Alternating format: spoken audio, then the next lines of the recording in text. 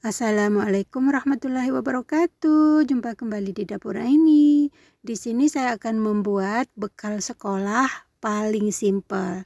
Mau tahu caranya dan bahannya apa saja, tonton dan simak videonya sampai selesai. Di sini saya siapkan 1/4 batang wortel yang sudah saya kupas dan sudah saya cuci bersih. Kemudian saya iris tipis-tipis seperti ini. Dan kemudian ini saya potong lagi sampai lembut ya teman-teman. Dipotong kecil-kecil atau dicincang halus. Tapi jangan terlalu lembut ya teman-teman. Saya iris-iris seperti ini terlebih dahulu. Kemudian saya potong lagi kecil-kecil seperti ini teman-teman, lihat ya. Nah seperti ini. Kemudian ini akan saya potong semuanya sampai selesai. Dan hasilnya seperti ini teman-teman. Ini sudah saya potong semuanya. Kemudian ini akan saya sisihkan. Dan di sini saya siapkan 1 batang sosis. Juga dipotong tipis-tipis seperti ini. Kemudian dipotong lagi kecil-kecil ya teman-teman. Sama seperti ukurannya waktu memotong wortelnya teman-teman. Tipis-tipis. Dan dipotong lagi kecil-kecil. Nah seperti ini ya teman-teman. Ini saya potong sampai selesai. Simple banget teman-teman, tidak ribet. Dan ini buat bekal sekolah paling simple teman-teman. Dan rasanya juga tidak kalah dengan yang di luaran sana. Kemudian ini saya sisihkan juga. Dan di sini saya siapkan brokoli hijau. Ini saya ambil bagian permukaannya aja ya teman-teman. Saya iris seperti ini secukupnya saja, kurang lebih 2 sendok makan. Nah diambil yang hijaunya aja. Kemudian ini akan saya cuci bersih. Dan akan saya rebus. Di sini sudah saya siapkan air di atas api kompor di dalam teflon. Dan ini airnya sudah mulai mendidih. Saya masukkan wortelnya terlebih dahulu. Dan dibiarkan sampai mendidih beberapa saat. Kemudian setelah mendidih beberapa saat, saya masukkan sosisnya dan brokolinya. Nah seperti ini teman-teman. Kemudian diaduk-aduk pelan-pelan. Dan dimasak sampai benar-benar matang ya teman-teman, supaya tidak sakit perut.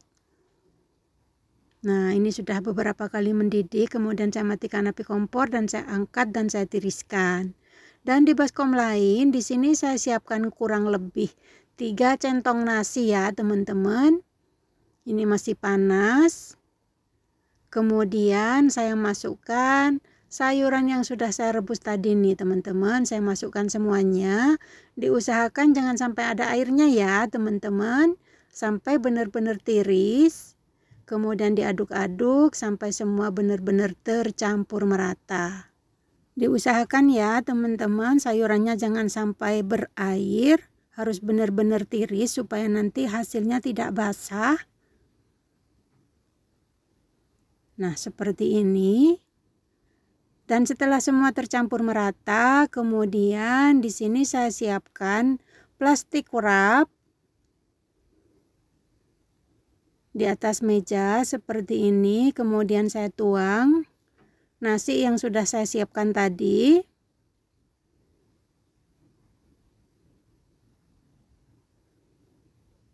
Masih panas teman-teman.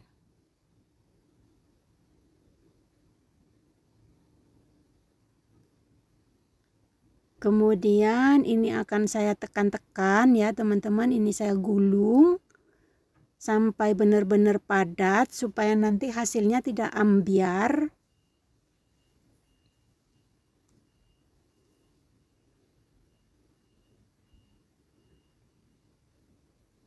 Nah seperti ini ya teman-teman. Makanya jangan sampai sayurannya basah ya teman-teman, supaya nasinya tidak basah. Sampai padat. ditekan-tekan. Harus benar-benar padat ya teman-teman, supaya nanti tidak ambiar. Pelan-pelan. Makanya diusahakan sayurannya harus benar-benar tiris ya teman-teman. Dan setelah padat seperti ini, kemudian ini akan saya sisihkan terlebih dahulu. Kita lanjut membuat kulitnya. Di sini saya siapkan 2 butir telur di dalam baskom. Kemudian saya kocok lepas. Dan saya tambahkan tepung maizena 1 sendok makan. Nah, seperti ini ya teman-teman. Kemudian ini juga saya aduk-aduk menggunakan whisk ball. Saya ganti spatulanya. Terus diaduk-aduk sampai benar-benar tercampur merata dan tidak ada tepung yang kering. Dikocok lepas. Jika teman-teman mau memberi garam boleh ya teman-teman, tapi di sini saya tidak memberi garam. Karena nanti dihidangkan dengan kecap asin yang khusus buat sushi, sudah asin ya teman-teman. Dan setelah dikocok lepas seperti ini, siap kita goreng teman-teman. Kemudian di sini saya siapkan teflon.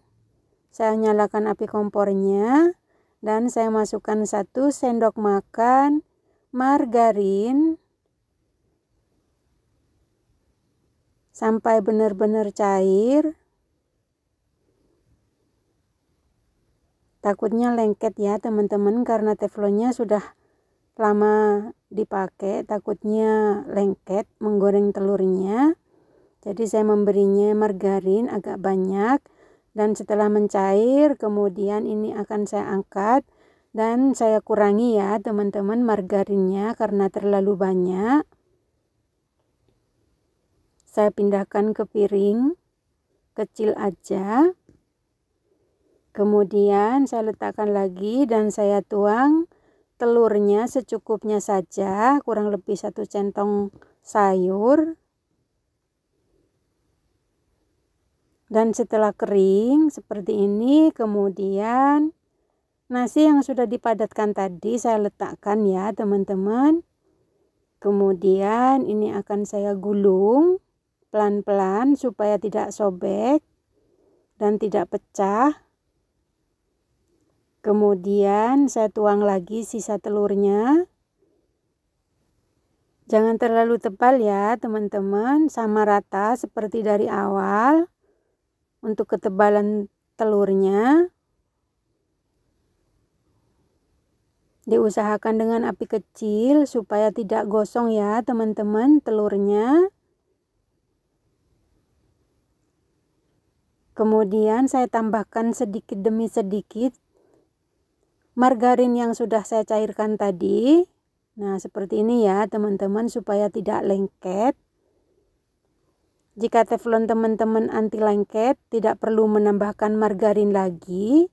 Ini saya takutnya lengket teman-teman karena teflonnya sudah lama. Kemudian saya gulung.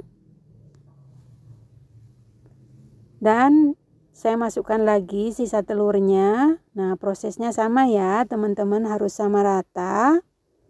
Dan setelah sat dan kering, kemudian digulung lagi. Seterusnya begitu ya teman-teman sampai telurnya habis.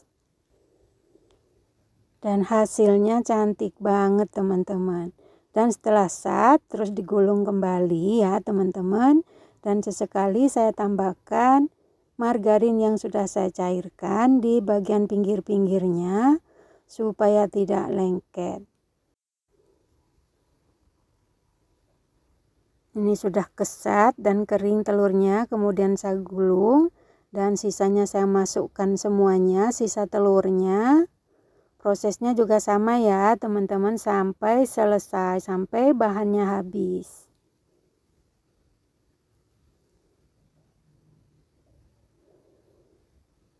Sambil sesekali saya tambahkan margarinnya.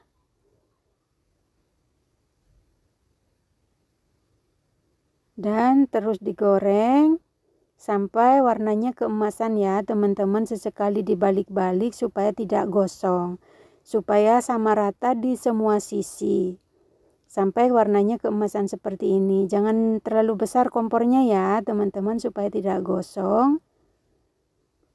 Nah seperti ini teman-teman, hasilnya cantik banget dan padat banget. Saya rasa ini sudah cukup, sudah keemasan di semua sisi seperti ini teman-teman, lihat tuh. Saya matikan api kompornya. Kemudian saya angkat dan saya letakkan di atas telenan.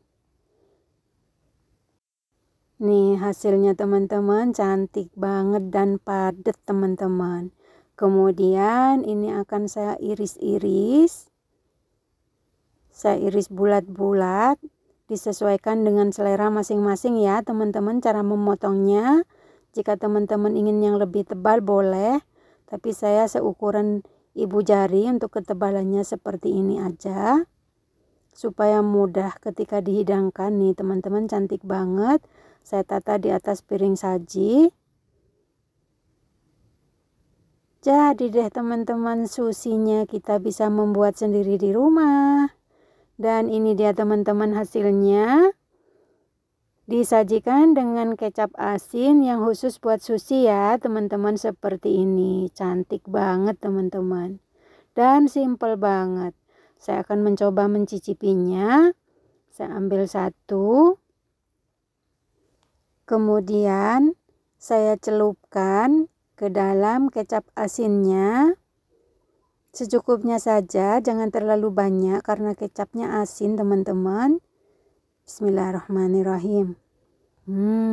Teman-teman, mantep banget. Recommended banget teman-teman, wajib coba ya bikin sushi sendiri di rumah untuk keluarga. Nah ini dia teman-teman resep saya hari ini. Terima kasih yang sudah hadir dan yang sudah menonton. Selamat mencoba, semoga bermanfaat, semoga menjadi inspirasi ibu-ibu di rumah. Salam sehat selalu, salam sejahtera. Jika berkenan, tonton video-video saya yang lainnya. Sampai jumpa di video saya selanjutnya. Assalamualaikum warahmatullahi wabarakatuh.